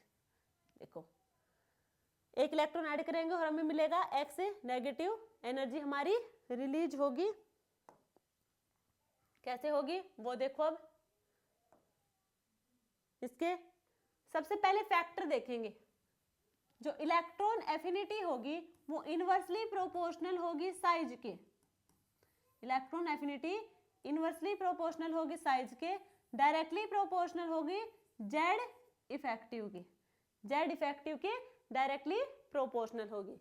यदि हम बात करें इनके कुछ इंपॉर्टेंट फीचर्स की, देखो सबसे पहले हम बात करेंगे हेलोजन्स की। हेलोजन का इलेक्ट्रॉनिक कॉन्फ़िगरेशन की बात करें हम, जनरल इलेक्ट्रॉनिक कॉन्फ़िगरेशन NH2NP5, ये होगा हेलोजन का जनरल इलेक्ट्रॉनिक कॉन्फ़िगरेशन। यानी कि यहाँ पे हम एक इलेक्ट्रॉन को ऐड करें, एक इलेक्ट्रॉन को जैसे ही यहाँ पे ऐड करेंगे हमें मिलेगा NH2NP6, यानी कि 6 में हमारे मैक्सिमम जो p ऑर्बिटल है उसमें मैक्सिमम 6 इलेक्ट्रॉन आ सकते हैं। क्या होगा, ये फुल्ली फिल्ड होगा। फुल्ली फिल्ड यानी कि मोर स्टेबल हो जाएगा ये ऑर्बिटल। तो क्या होगा, हमारा हेलोजन की इलेक्ट्रॉन एफिनिटी सबसे ज्यादा, हेलोजन की इलेक्ट्रॉन एफिनिटी सबसे ज्यादा होगी, क्योंकि एक इलेक्ट्रॉन के एडिशन के बाद वो नोबल गैसेज या फिर इनर्ट गैसेज की इलेक्ट्रॉनिक कॉन्फ़िगरेशन में कन्वर्ट हो जाएगा, जो कि होगी ज्यादा स्टेबल फुली फिल्ड होने की वजह से। तो इलेक्ट्रॉन एफिनिटी इसकी सबसे ज्यादा। यदि हम बात करें नोबल गैसेज की, यदि हम बात करें नोबल गैसेज की, इनर्ट गैस की, देखो इनका जनरल इलेक्ट्रॉनिक कॉन्फ़िगरेशन देखें हम तो होगा NH2NP6, NH2NP6। अब जो NP6 है क्या है, ये फुल्ली फिल्ड ऑर्बिटल है। यहाँ पे हम एक इलेक्ट्रॉन को ऐड करवाएंगे तो क्या होगा, कोई भी ऑर्बिटल यदि वो स्टेबल फॉर्म में है तो क्या वो अनस्टेबल फॉर्म में जाना पसंद करेगा, बिल्कुल नहीं करेगा। तो यानी कि इलेक्ट्रॉन एफिनिटी नोबल गैसेज की सबसे कम, क्योंकि वो ऑलरेडी स्टेबल फॉर्म में प्रेजेंट है। स्टेबल फॉर्म में यदि कोई हमारा एलिमेंट प्रेजेंट है तो वो अनस्टेबल फॉर्म में जाना पसंद नहीं करेगा, तो इसकी इलेक्ट्रॉन एफिनिटी सबसे कम होगी, हैलोजन की ज्यादा होगी। यदि हम बात करें फ्लोरीन और क्लोरीन की, फ्लोरीन और क्लोरीन की, देखो लेफ्ट टू राइट जाएंगे, लेफ्ट टू राइट जाएंगे तो इलेक्ट्रॉन एफिनिटी इंक्रीज, यदि हम टॉप टू बॉटम जाएंगे तो इलेक्ट्रॉन एफिनिटी डिक्रीज। ये होगा ऑर्डर। यदि हम बात करें, देखो फ्लोरीन, क्लोरीन, ब्रोमीन, आयोडीन, यदि हम लेफ्ट टू राइट जाएंगे इलेक्ट्रॉन एफिनिटी हमारी डिक्रीज होगी। तो यदि हम जनरली बात करें तो क्लोरीन की कम होगी फ्लोरीन से, ये होना चाहिए हमारा, होना कैसे चाहिए, फ्लोरीन की इलेक्ट्रॉन एफिनिटी ज्यादा होनी चाहिए एज कंपेयर टू क्लोरीन। अब देखो ये तो हमने देख लिया कि हैलोजन की इलेक्ट्रॉन एफिनिटी ज्यादा होगी क्योंकि वो एक स्टेबल इलेक्ट्रॉनिक कॉन्फ़िगरेशन अटेन करेगा। अब हम बात करें फ्लोरीन और क्लोरीन की, देखो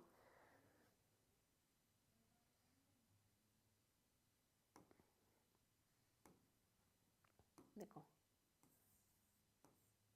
फ्लोरीन, यहाँ पे इलेक्ट्रॉन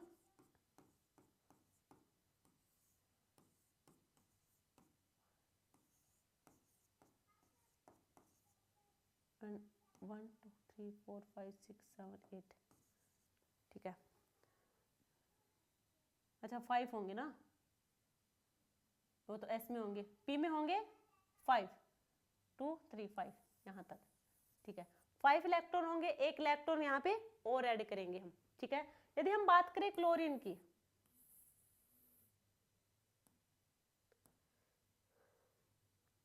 बात करें हम क्लोरीन की,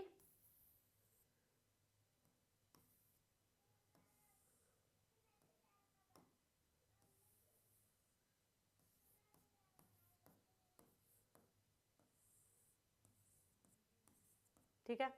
अब क्या होगा, फ्लोरीन का साइज हमें पता है छोटा है, फ्लोरीन का साइज छोटा है, ये होगा 2d यानी कि सेकेंड पीरियड का एलिमेंट होगा फ्लोरीन। सेकेंड पीरियड के एलिमेंट में हम मैक्सिमम 8 इलेक्ट्रॉन को फिल कर सकते हैं।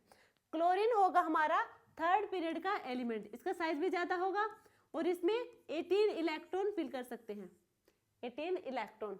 अब देखो यहाँ पे पहले ही साइज छोटा है और इलेक्ट्रॉन को ज्यादा ऐड करेंगे तो इलेक्ट्रॉन और इलेक्ट्रॉन के बीच में रिपल्सन क्रिएट होगा, तो क्या हो जाएगा वो, और जो क्लोरीन होगा इसका साइज ज्यादा है, साइज ज्यादा है, साथ में 18 इलेक्ट्रॉन को फिल कर सकता है ये, तो वहां पे इलेक्ट्रॉन एफिनिटी ज्यादा होगी एज कंपेयर टू फ्लोरीन, क्योंकि फ्लोरीन में इंटर इलेक्ट्रॉनिक रिपल्सन क्रिएट होगा, यहाँ पे इंटर इलेक्ट्रॉनिक रिपल्सन क्रिएट होगा,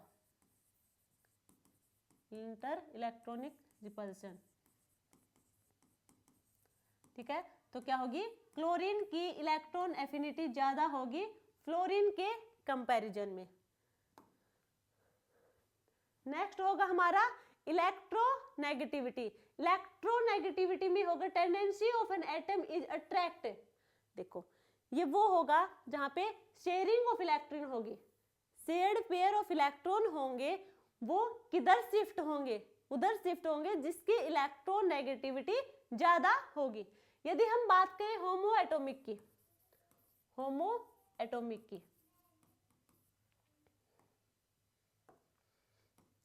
यानी कि H2, हाइड्रोजन के पास एक इस हाइड्रोजन के पास, इनके पास म्यूचुअल शेयरिंग होगी और दोनों की इलेक्ट्रॉन नेगेटिविटी सेम होगी, ये होंगे पोलर मॉलिक्यूल, इनकी इलेक्ट्रॉन नेगेटिविटी सेम होगी। यदि हम बात करें हेटेरो एटॉमिक या फिर non polar molecule, HF, hydrogen और फ्लोरीन दोनों क्या करे हैं, इलेक्ट्रॉन शेयर करे हैं, दोनों शेयर्ड पेयर ऑफ इलेक्ट्रॉन है दोनों के पास। अब देखो फ्लोरीन हमारा होगा ये मोर इलेक्ट्रॉन नेगेटिव होगा, इलेक्ट्रॉन नेगेटिविटी फ्लोरीन की 4, सबसे ज्यादा इलेक्ट्रॉन नेगेटिविटी। अब वो ज्यादा इलेक्ट्रॉन नेगेटिव है अपने आप में, तो क्या करेगा, हाइड्रोजन के इलेक्ट्रॉन को भी अपने साइड अट्रैक्ट करेगा। तो हम देखें दोनों के इलेक्ट्रॉन मेनली फ्लोरीन की साइड ज्यादा टिल्ट हुए में मिलेंगे। तो जो एलिमेंट ज्यादा इलेक्ट्रोनेगेटिव होगा, इलेक्ट्रॉन को अपनी साइड उसे अट्रैक्ट करेगा, अपनी साइड शिफ्ट करेगा। Greater the ability of an atom to attract the shared pair, larger will be its electronegativity. जिसके पास ये टेंडेंसी ज्यादा है कि शेयर्ड पेयर इलेक्ट्रॉन को अपनी साइड रखे, उसकी इलेक्ट्रोनेगेटिविटी भी ज्यादा होगी। वैसे इसके फैक्टर देख लेते हैं। जो इलेक्ट्रोनेगेटिविटी होगा डायरेक्टली प्रोपोर्शनल होगा जेड इफेक्ट के, इनवर्सली प्रोपोर्शनल होगा साइज के, डायरेक्टली प्रोपोर्शनल होगा इनवर्सली मेटालिक कैरेक्टर के, मेटालिक कैरेक्टर के इनवर्सली प्रोपोर्शनल होगा। ठीक है, ये होंगे इसके फैक्टर। यदि हम बात करें different scales of electronegativity, first होगा हमारा ये जो डिफरेंट स्केल है। देखो इसमें हम फर्स्ट की बात करें वो होगा Pauling scale. Pauling scale, Pauling scale था वो mainly based on bond dissociation energy और resonance energy, resonance energy mainly based होगा बॉन्ड डिसोसिएशन एनर्जी और रेजोनेंस एनर्जी पे।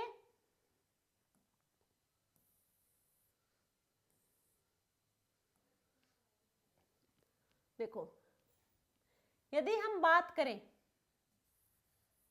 कैसे कैलकुलेट करेंगे किसी भी एलिमेंट की इलेक्ट्रोनेगेटिविटी, तो chi A minus chi B is equal to 0.18 del E की पावर 1/2। ये तो होगा किलो कैलोरी पर मोल में, kilo calorie per mole. Chi A minus chi B is equal to 0.208 del E 1/2 electron volt. यदि हम बात करें किलो जूल पर मोल, किलो जूल पर मोल में होगा 0.088 डेल ई की पावर 1/2 किलो जूल पर मोल। जो ये डेल ई हमारा होगा ये होगा डिफरेंस इन एनर्जी।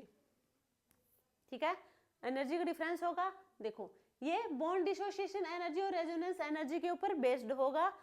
जो हम पोलिंग स्केल लेंगे ये वाला, और ये देखो ये दे रखे में किलो कैलोरी मोल, इलेक्ट्रॉन वोल्ट और किलो जूल पर मोल में इनका स्ट्रक्चर यानी कि फॉर्मूला दे रखे हैं।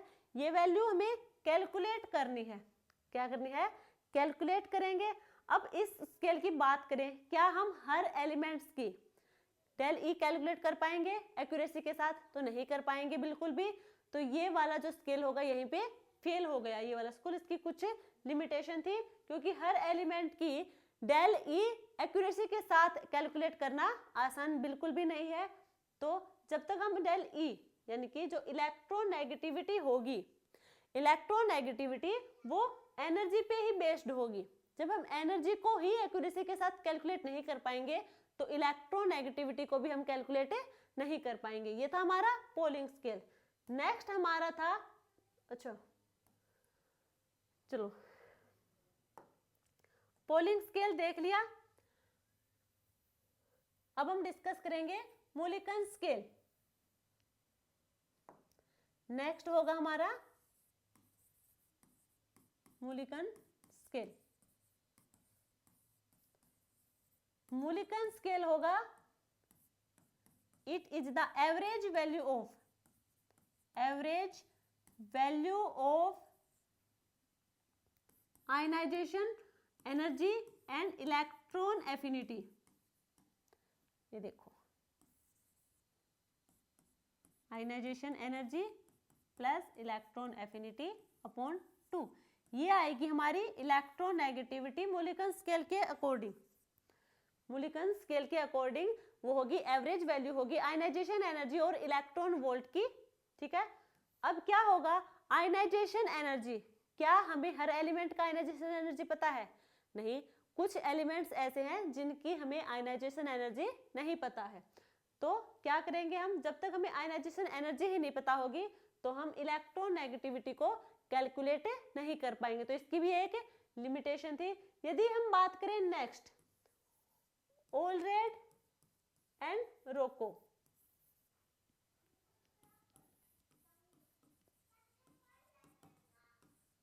स्केल,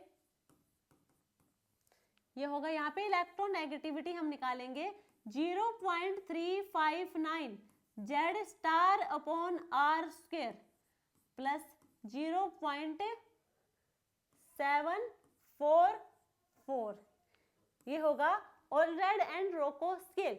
इसमें जो जेड स्टार है वो हमारा होगा इफेक्टिव न्यूक्लियर चार्ज, आर होगी हमारी कोवेलेंट रेडियाई।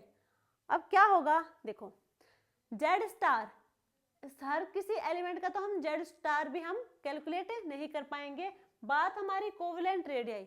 अब हमें हर एलिमेंट की कोवेलेंट रेडियाई भी नहीं पता है, तो क्या होगी, ये भी इसकी एक लिमिटेशन होगी। तो ये तो हमने देखे डिफरेंट स्केल ऑफ इलेक्ट्रोनेगेटिविटी। आज के चैप्टर में हमने यही डिस्कस किया है पीरियोडिसिटी को, यानी कि उनकी पीरियोडिक टेबल में जो एप्लीकेशन यानी कि उसकी प्रॉपर्टी वाला पोर्शन है उसको आज हमने डिस्कस कर लिया है। तो आज हमारा चैप्टर 3 कंप्लीट हो चुका है। क्लासिफिकेशन ऑफ एलिमेंट्स को डिस्कस कर लिया, साथ में प्रॉपर्टी भी डिस्कस कर ली। अब नेक्स्ट क्लास में हम इनके PYQ सोल्व करवाएंगे, ठीक है। तो वीडियो को लाइक शेयर एंड सब्सक्राइब करना। Thank you.